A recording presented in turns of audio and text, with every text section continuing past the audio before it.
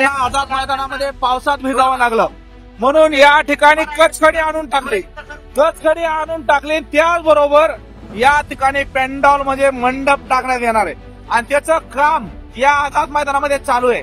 खूप मंडप आहे हा, कारण पाऊस लागू नये बांधवांना. आणि जशी प्रशासनाने आपल्याला 5,000 आंदोलकांना इथे परमिशन दिलेली, 5,000 लोक बसतील एवढाच आपण या ठिकाणी मंडप टाकतोय. बऱ्याच जणांच्या कंप्लेंट आंदोलक इकडे तिकडे फिरतात, ते मंडप टाकलं कमीत कमी मैदानात बसतील आंदोलक. आयसर भरून या ठिकाणी सामान आलंय बघा. मराठी कशी उचली देत कचकंदिशी घेतला खांद्यावर. त्यांना बाबा पाऊस लागू नये, चिखलात बसता यावं म्हणून, म्हणजे चांगल्या ठिकाणी बसता यावं. शेवटी आंदोलनाला आले ते सगळे लोक. तुम्ही त्यांना जर चिखलात बसवत असाल, हे आपले समाज बांधव आहेत, बिचारे महाराष्ट्राच्या वेगळ्या कोपऱ्यातून वगैरे आलेले आहेत. मोठा मंडप या ठिकाणी लावण्यात येणार आहे, खूप मोठा. कोणीही भिजणार नाही. युद्ध पातळीवर आझाद मैदानामध्ये काम सुरू.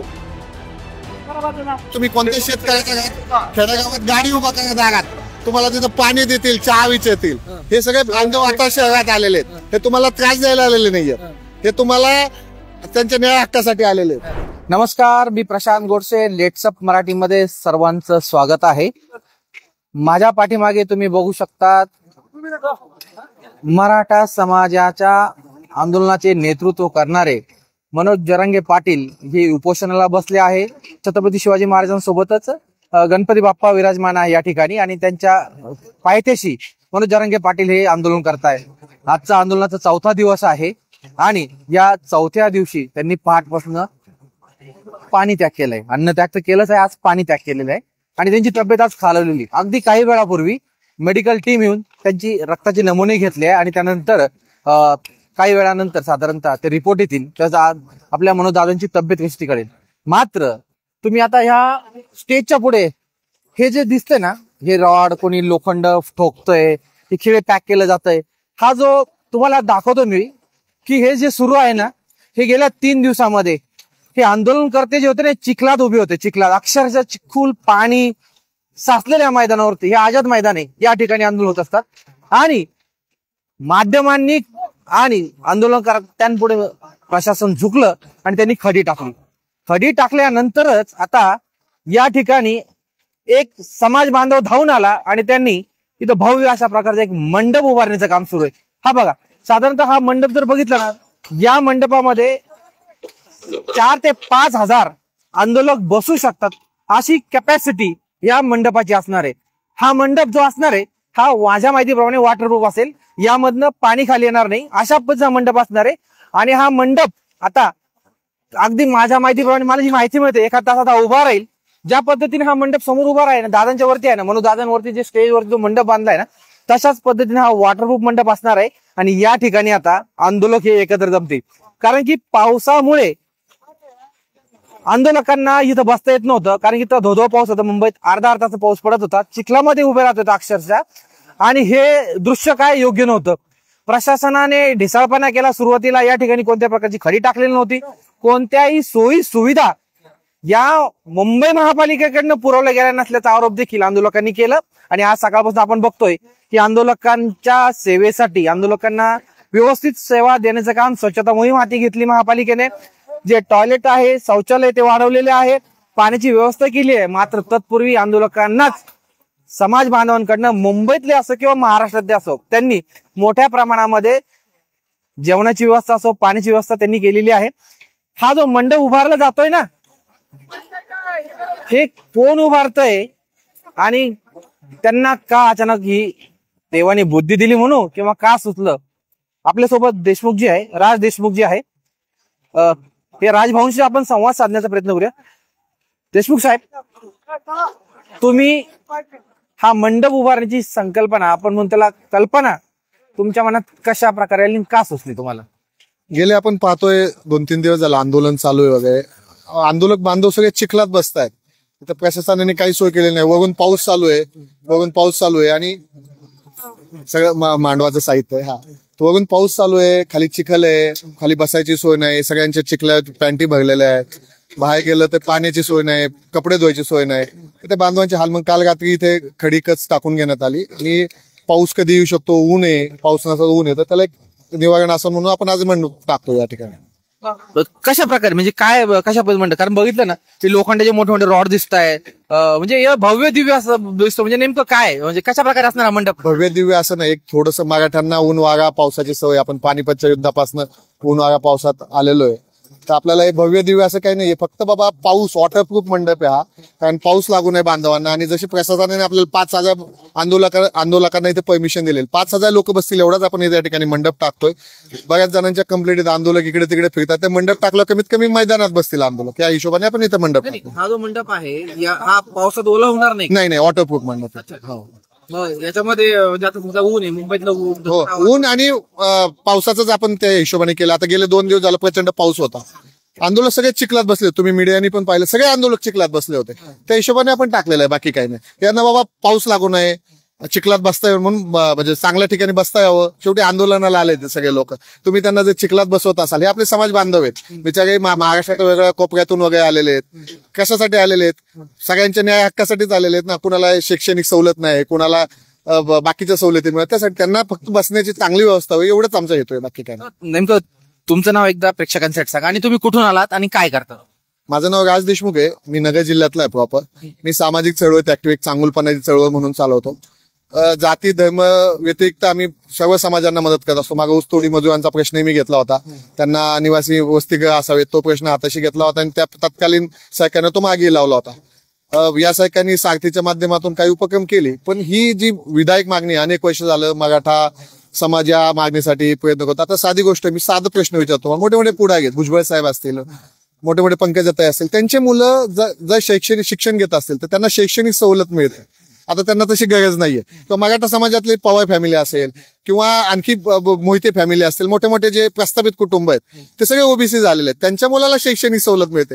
अरे ह्या गोरगरीब मराठा समाजातल्या मराठवाड्यातल्या लोकांनी काय केलंय? यांच्या मुलं, तुम्ही विचार करा, सोनाराचं पोरग, म्हणजे मी स्पेसिफिक जातं कास्ट मला घ्यायची नाही, सोनाराचा मुलगा एका बेंचवर बसला, त्याच्या दुकानात काम करणाऱ्याचा मुलगा बेंचवर बसलाय, सोनाराच्या मुलाला 4,000 फी आणि ओपन माणसाला 16,000 फी. कुठला न्याय हा?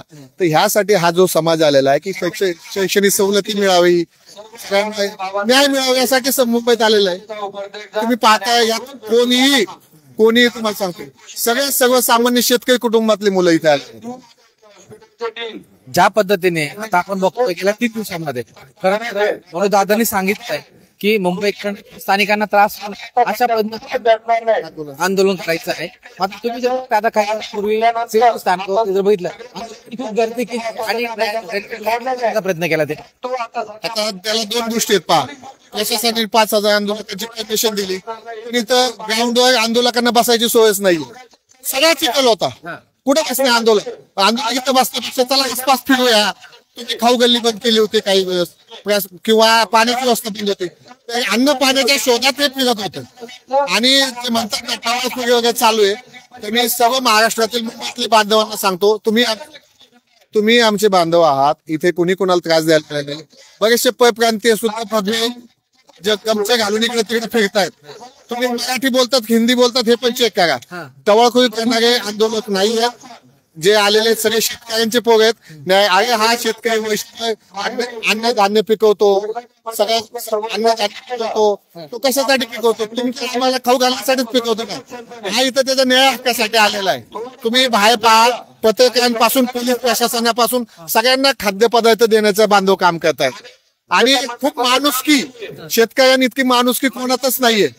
तुम्ही लक्षात घ्या, तुम्ही कोणत्या शेतकऱ्याच्या घरात खेडेगावात गाडी उभा करत आहात, तुम्हाला तिथं पाणी देतील, चहा विचारतील. हे सगळे बांधव आता शहरात आलेले आहेत, हे तुम्हाला त्रास द्यायला आलेले नाहीये, हे तुम्हाला त्यांच्या न्याय हक्कासाठी आलेले आहेत.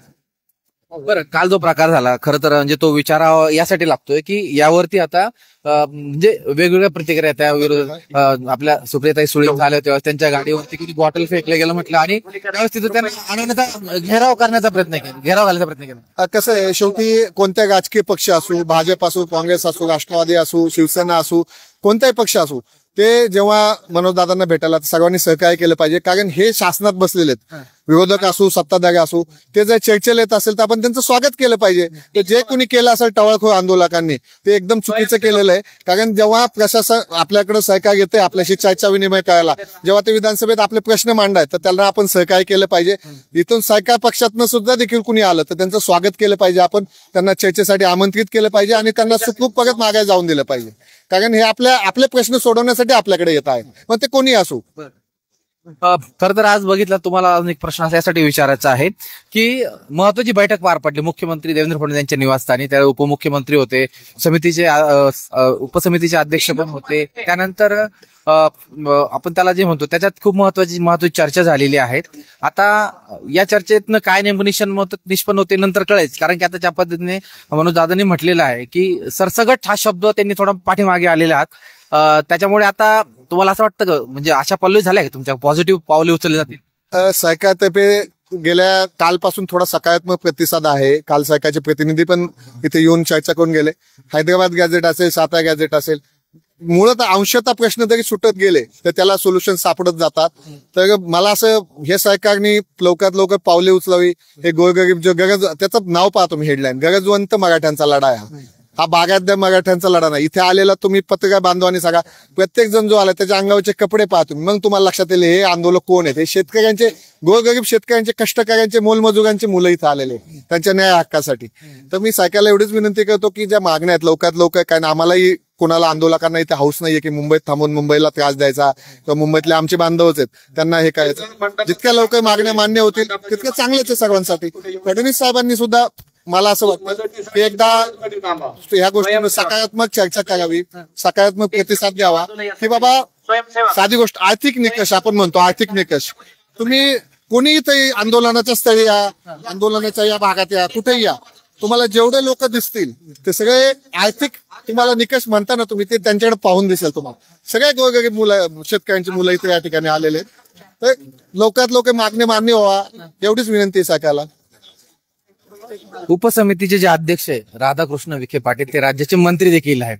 त्यांनी असं म्हटलं आहे की आता तुम्ही मनोज दादा जर तिथे उपोषणाला बसले आहेत तर आंदोलकांनी आझाद मैदानावर जाऊन बसलं पाहिजे, त्यांना समर्थन केलं पाहिजे. मुंबईत फिरून तुम्ही मुंबईकरांना अडचण निर्माण करू नका असं त्यांनी आवाहन केलं आहे.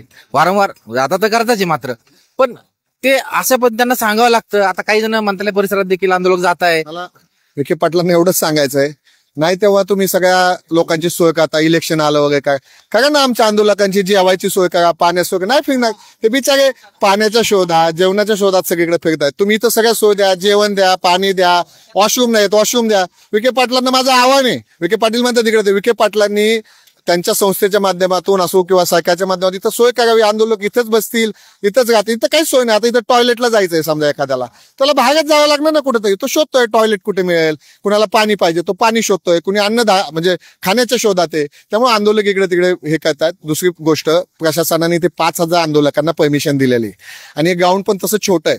तर या ग्राउंडवर जर सगळे मावू शकत नाहीत तर सगळ्यांनी जसं आयोजकांनी विनंती केली होती की आंदोलकांनी या, पुढच्यांनी जा, पुढच्यांनी तर जाणं येणं तुम्ही गाड्या एक ते 5-5, 6-6 किलोमीटर लांब लावायला सांगता, मग आंदोलक चालतच येणार ना. ते आंदोलक तुम्हाला सगळीकडे दिसतात. काही लोकांना पार्किंग नाही मिळाली ते निनगमन पॉईंटला गाड्या लावल्यात, काही चर्च गेटच्या तिथे लावल्यात, काही अटल सेतूपर्यंत गाड्या लावल्यात.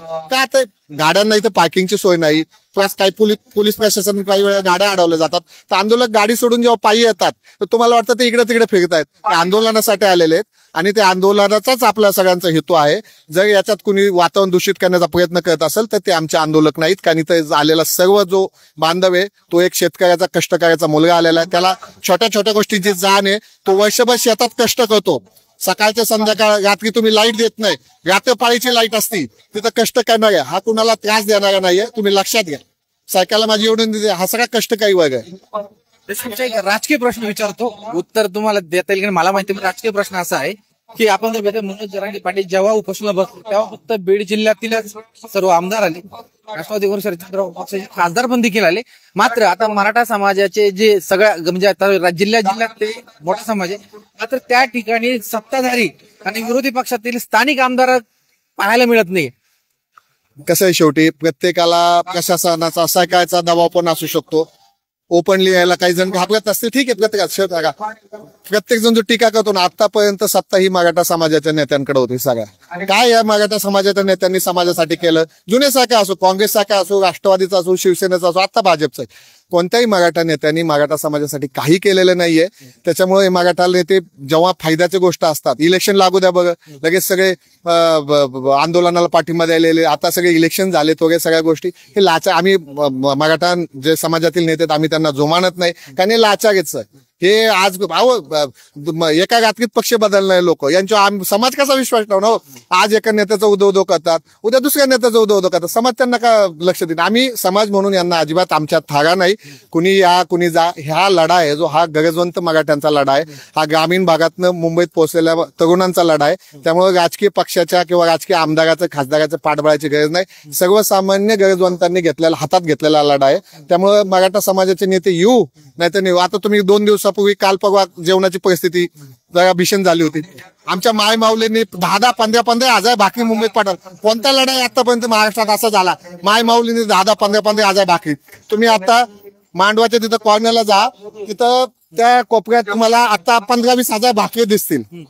का दिसतील? हे आमच्या माय माऊलींनी पाठवलेलं आहे. त्यामुळे आम्हाला कोणत्याही संघटनेची म्हणा, कोणत्याही राजकीय पक्षाची म्हणा, आम्हाला गरज नाहीये. सर्वसामान्य माणसांनी हातात घेतलेला आहे आणि सर्वसामान्य हा लढा पुढे नेण्यास समर्थ आहे. मला त्याच मुद्द्यावर येणार होतो. भारतामध्ये अशा प्रकारचा एखादा समाज एकवटणं ही पहिली वेळ म्हणावी. शेतकऱ्यांसाठी आंदोलन झालं होतं म्हणजे दिल्लीच्या बाउंड्रीवरती, तसा पद्धत. पण इथं फक्त पाटील आणि पाटील हा एक केंद्रबिंदू माणूस आहे आणि त्या पाटील नावावरती पूर्ण समाज मुंबईमध्ये एकवटलेला आहे. आणि पाटील जो आधी तो त्यांच्या म्हणजे डोक्यावरती असणार आहे. जेवढी काय जावते मनोज जरांगे पाटलांमध्ये, एका वाक्यात सांगतो, तुम्ही म्हणता मनोज जरांगे पाटील एवढं का प्रामाणिकपणा. मला नाही, मी तरी अशिक्षित बेरोजगार सगळ्यांना माहिती पाटील मॅनेज होणार नाहीत. आणि पाटलांचा प्रामाणिकपणा ही जेवढं दिसतंय तुम्हाला, पाटलांची निष्ठा. पाटील आता लढत नाहीत. जेव्हा कोपर्डी बलात्कार प्रकरण झालं होतं, त्यांच्या आरोपी शिवबा संघटनेमधून पाटील खूप वर्षापासून लढतायत. त्यामुळे पाटलांवर विश्वास आहे, त्यांचा प्रामाणिकपणा. आणि या प्रामाणिकपणाला आता दोघं सगळे बांधव इथं आलेले आहेत. पाटलांचा प्रामाणिकपणा. पाटील मॅनेज होणार नाही बा, पाटीलच असणार. मला वैयक्तिक वाटतं पाटील, तर माझ्यासारख्या लाखो बांधवांना वाटतं पाटील. आणि तुम्ही जे बाकीचे रेफरन्स देतो आंदोलनाचे वगैरे, तुम्हाला तरी असं आंदोलन एक दगड तरी फेकलाय का आमच्या आंदोलकांनी कुठं? आंदोलन एवढे लाखो समाज येतो, 58 मुकमोर्चे निघाले होते. कुणाची एक काच तरी फुटली का? आज दाखवा मला मुंबईत काच फुटली का कुणाची? दाखवा एखाद्या मीडियानी. आमच्या बांधवांनी कुठेही नाही. आम्ही शांततेच्या मागे आलोय. हा एकदम म्हणतात ना लढवय्या समाज, एवढा शांत पाहणं हे सुद्धा तुम्हाला प्रशासनाला म्हणजे मोठी गोष्ट आहे. पोलीस लोक आमचे डबे खातात आमच्यात बसून, आमचे बांधव पोलिसांना डबे देतात, प्रेसवाल्यांना म्हणतात तुम्ही जेवा. हा हे जे आहे ना, हे फक्त हा समाज करू शकतो. कारण हा शेतकरी समाज आहे, लक्षात घ्या. शेतकऱ्यांनी आयुष्यभर धान्य पिकवलं, लोकांना जीव घातलाय. तर त्यामुळे हा शेतकरी समाज आहे, कोणालाही त्रास होणार नाही. थोडाफार मुंबईकरांना ट्रॅफिक वगैरे इश्यू होत असेल तर आम्ही दिलगिरी व्यक्त करतो, पण आमचं न्याय मागण्यासाठी आलेलो आहे. लवकर मान्य झालं तर आम्ही इथून निघूनही जाऊ सगळे लोक. काय वाटतं तुम्हाला, सरकार तुमच्या मागण्या मान्य करतील की नाही करणार? हे बघा, फडणवीस साहेब सुशिक्षित आहेत, स्वतः एक वकील आहेत, तर ते काहीतरी वे आउट काढतील यातनं अशी आशा आहे. मागच्या वेळेसही जेव्हा एकनाथ शिंदे साहेब होते त्यावेळेस प्रशासनाने प्रयत्न केले होते, त्यावेळेस पूर्तता झाली नाही. तर फडणवीस साहेबांकडे मोठी टीम आहे, केंद्रात सत्ता आहे, राज्यात सत्ता आहे, प्रशासकीय खूप चांगले अधिकारी आहेत, सगळ्यांना गायडन्स घ्यावा, यातनं काही ते वे आउट काढावा. फडणवीस साहेबांना एवढीच विनंती आहे, साहेब तुम्हाला तर तुम्ही सगळ्या महाराष्ट्र, तुम्हाला तर सगळे मराठवाड्यातले म्हणा किंवा महाराष्ट्रातल्या ग्रामीण शेतकऱ्यांचे म्हणा ज्वलंत प्रश्न माहित आहेत. तर मी एक साधा छोटासा कार्यकर्ता म्हणून तुम्हाला विनंती करतो की लवकरात लवकर ज्या मागण्या असतील, हैदराबाद गॅजेट लागू करणं खूप अवघड गोष्ट नाहीये. पानिपतच्या विश्वास पाटलांनी कालच हैदराबाद गॅजेटचे सगळे पुरावे पण दिलेले आहेत. तर त्याला अनुसरून लवकरात लवकर उपोषण कसं संपवता येईल याचा प्रयत्न करावा. दुसरा एक विषय असा आहे की विरोधक म्हणू किंवा आपण ऍडव्होकेट गुणरत्न सदावर्ते यांच्याकडनं देखील वारंवार आरोप केले जातात. त्यांनी काल दावा केला की अंडे किंवा खजूर खाऊन दिवस काढतात. या बोलण्यात त्यांचं म्हणजे कितपत योग्य आहे? तो सदावर्ते म्हणतो मोठ्या ढापण्या चष्म्याचा, अरे तो कॅराव्हॅनमध्ये फिरतो, 2-3 कोटीची गाडी वापरतो आणि तो या गोरगरीब मराठ्यांच्या आरक्षणाला येतो. तुला लाज वाटली पाहिजे ह्याक नाही? हा, हे गोरगरीब मराठी आहे, तू 1.5-3 कोटीच्या गाडीत फिरतो आणि तू यांच्या आरक्षणाला विरोध करतो. तो सुपारी बहादर आहे, त्याला कोणताही बाबा याच्या विरोधात बोल, त्याच्या विरोधात बोल. हाके झालं, हाके फॉर्च्युनर मध्ये फिरतोय सगळीकडे, सांगतोय ऑलरेडी आरक्षण. बघा, मराठा समाजाने कधीच कोणाच्या आरक्षणाला कधीच विरोध केलेला नाहीये. मंडल आयोग आला, नंतर संविधान जेव्हा झालं, कधीच विरोध केलेला नाही. आता मराठा तुम्ही घेताय ना आरक्षण ऑलरेडी. भुजबळ साहेब घेतात की नाही आरक्षण? भुजबळ साहेबांच्या मुलांना शैक्षणिक सवलत मिळते की नाही? अरे मग बाकीच्यांना मिळत. आता तुम्ही सदन झालाय, सगळे सदन आहेत, आता सदावती झालं. अरे एवढ्या महागाच्या कोट्याच्या गाड्या, त्याचा तो शर्ट पहा तुम्ही किती महागाचा घालतो ते. आणि तू आरक्षणाला विरोध, तू मग पहिलं तू आरक्षण आहे ना, सर्वसामान्य आमचे दलित बांधव आहेत, अजूनही झोपटपट्टीत राहतात वगैरे वगैरे, त्यांना याचा लाभ मिळत नाही. त्या दलित बांधवांना त्याचा लाभ मिळू द्या. आरक्षण मराठा समाजाने कधीच कोणाच्या आरक्षणाला विरोध आजही नाही, उद्याही करणार नाही. फक्त आम्हाला आमच्या हक्काचं मिळू द्या. आमच्या पोराबाळांना पण शिकण्याचा हक्क आहे, त्यांना शिकू द्या. मंत्री भुजबळ कुठेही त्यांचं वक्तव्य दिसत नाहीये, थोडं ते शांत भूमिकेत दिसत आहे. काय वाटतं मला? कारण आज 3:30 वाजता ते पत्रकार परिषद घेणार आहे आणि एक बैठक देखील ओबीसी नेत्यांची होणार आहे. काय वाटतं तुम्हाला यावरती? त्यांची काय प्रतिक्रिया येऊ शकते? एक अंदाज. कसं आहे, कदाचित भुजबळ साहेबांना ही मागणी जास्त वाटल्या असतील म्हणून भुजबळ साहेब शांत झाले असतील. पहिल्यांदा सुरुवातीला वाटत होत त्यांना की यांच्या मागण्या चुकीच्या आहेत, पण गेले अनेक दिवस शांततेत त्यांनाही वाटत असेल सगळं गरीब लढाऊ बिचारे गरजवंत लोक आहेत, यांनाही आरक्षण. कदाचित भुजबळ साहेब शांत झाले असतील, त्यांनाही आमच्या मागण्या पटल्या असतील. कदाचित मला तर असं वाटतं भुजबळ साहेब पण आमच्या आंदोलनात सामील होतात काय, आणि एवढे शांत आहेत. उद्या येऊन इथं स्टेजवर मानव नाही त्यांनी माझाही या लढ्याला पाठिंबा आहे, तर अशी अपेक्षा भुजबळ साहेबांकडून करायला काही अडचण नाही. मुस्लिम बांधवांना देखील मोठ्या प्रमाणात पाठिंबा दिला आहे. इथं अबू आझमी येऊन गेले, सपा पक्षाचे ते मुख्य आहे आणि ते आमदार देखील आहेत.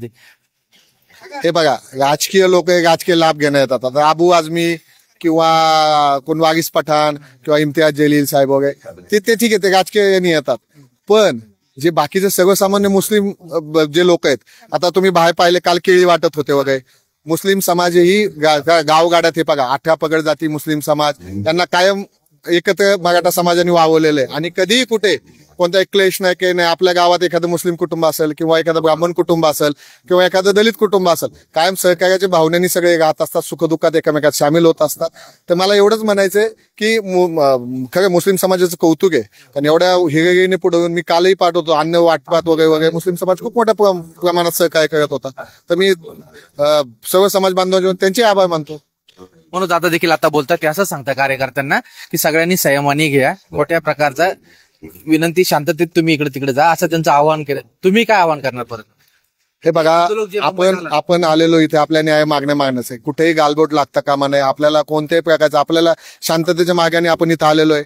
आपल्याला शांततेच्या मार्गाने इथं आंदोलन करायचंय, मैदानात बसायचंय. कुणी बाहेर जाऊन सर्वसामान्य मुंबईकरांना त्रास होणार अशी कुणी भूमिका घेऊ नये. ठीक आहे, तुम्हाला काही गेट ऑफ इंडिया वगैरे पाहायचं असेल तर पाहून या. तिथं परदेशी आपले नागरिक देखील येतात, त्यांची छेडछाड करू नका किंवा त्यांना काही करू नका. आपल्याला आंदोलकांना एवढीच विनंती, कसं आपलं महाराष्ट्र झाला, आपला देश झाला, याची बाहेर कुठेही निगेटिव्ह इमेज होता कामा नये. आणि मुंबईकरांनी इथून आपण जेव्हा मागायला जाऊ तर मुंबईकरांनी आपलं नाव काढलं पाहिजे, अरे क्या वो मराठे थे आके मुंबई हिला के गए लेकिन हमें कुछ तकलीफ नाही दी. तर असं आपण सगळे वागूयात. आंदोलकांना एवढीच विनंती की शांततेच्या मार्गाने आपला लढा चालू आहे. हा अनेक वर्षांपासून चालू आहे, 30-40 वर्षापासून असाच चालू ठेवू. जेव्हा न्याय मिळेल नाही, पण आपल्याला कोणत्याही आंदोलनाला गालबोट लागून द्यायचं नाही. पोलीस प्रशासन असेल, सगळ्यांना आपल्याला सहकार्याची भूमिका ठेवायची आहे. आता परत मंडपाच्या विषयावरती आपण, आता हा जो मंडप तयार होतोय, हा मंडप साधारणतः किती वेळा तयार होईल? मंडप तसा 1-2 तासात तयार व्हायला पाहिजे, कारण हा एकदा सेटअप लागला की क्रेनने उचलला जाईल. 5,000 आंदोलकांची बैठक बसण्याची सोय होईल एवढा हा मंडप आहे. तर ते मला म्हणलं होते 2 तासात तयार होईल. आता मला काही त्यातलं मंडपावाला नाही म्हणून माहित नाही, पण 2 तासात हा मंडप तयार होईल. जेवढे बांधव बाहेर फिरतायत त्यांनी पावसात इकडे तिकडे न फिरता मंडपात येऊन बसावं, एवढीच विनंती. बरं, आता हा मंडप आता संदर्भात आज टाकला जातोय, मग आता किती पुढच्या 2-3 दिवस असतील, कधीपर्यंत तुम्ही हा मंडप इथं राहू देणार आहे? आता काय इथं बांधव आहेत, किती दिवसाच्या तयारीने आलेत का तुम्ही? मला मी सकाळी एका बांधवाला विचारलं, तो म्हणला साहेब मी 2 महिने तर हटत नाही. म्हणलं काय बाबा, तो माझ्याकडे 2 महिन्याचं राशन आहे, अजून लोकांनी आणून दिलंय, असं 2.5 महिन्याचं राशन झालंय. हा, तर लोक पूर्ण तयारीने आलेले आहेत. हे पहा, हा न्याय हक्क आहे, अनेक वर्षांची लढाई आहे. आता परत गेलं की परत पुढच्या वर्षी यायचं, त्याच्या पुढच्या वर्षी यायचं. आम्हाला अजिबात इथं काय कोणाला त्रास द्यायचा नाहीये. लवकर लोक जो पण मागण्या मान्य होत नाही तो पण, म्हणूनच मंडप टाकतो ना. कारण मंडप आम्हाला जर उद्या जायचं असतं तर आम्ही मंडप टाकलाच नसता. मंडप टाकण्याचा हेतू की जाऊ द्या 15 दिवस थांबणार नाही का सगळे? ठीक आहे, बघा सगळ्यांची तयारी आहे. म्हणजे तुम्ही आता ठाण मांडून बसणार, दादा बसले तसे आता इथं उपोषण करते म्हणजे आंदोलन करते बसणार. हा, हे पहा, पहिला तोच मुद्दा आहे. शैक्षणिक सवलती सगळ्याच त्या गोष्टींसाठी आलेले आहेत. मागण्या मान्य करावे, निघून जातील. हे होते राज देशमुख. त्यांनी हा मंडप उभारण्याचं ठरवलंय आणि त्यांनी त्याच्या पद्धतीने ऑर्डर दिलेली आहे. अगदी 1-2 तास हा मंडप उभा राहील. त्या मंडपाचं आपण सध्या कुठपर्यंत कामाला बघूया. साधारणतः जे पिलर जे आहे हे सध्या बांधणी चालू आहे आणि साधारणतः उभारल्यानंतर हा क्रेनच्या माध्यमातून वरती उचलला जाणार आहे आणि उचलल्यानंतर सेम या स्टेज सारखा हा मंडप दिसणार आहे आणि त्यामुळे याच्यामधनं वारं, ऊन, हवा यापासून या आंदोलकांचा बचाव होणार आहे आणि हा खूप महत्वाचा हा मंडप हा रोल अदा करणारे ह्या आंदोलकांच्या आंदोलनामध्ये. कारण की या ठिकाणी जर बघितलं, काही ठिकाणी जर बघितलं, याच्यावरती जी खडी टाकली, आता सगळं कोरडं झालं बघा. हे पहिलं ओलं होतं. आता इथं जेव्हा मंडप उभा राहील ना, तर तिथली छान अजून वाढणार आहे. त्यामुळे आंदोलकांच्या आंदोलनाला या मंडपाने देखील 4 चांद लागणार आहे.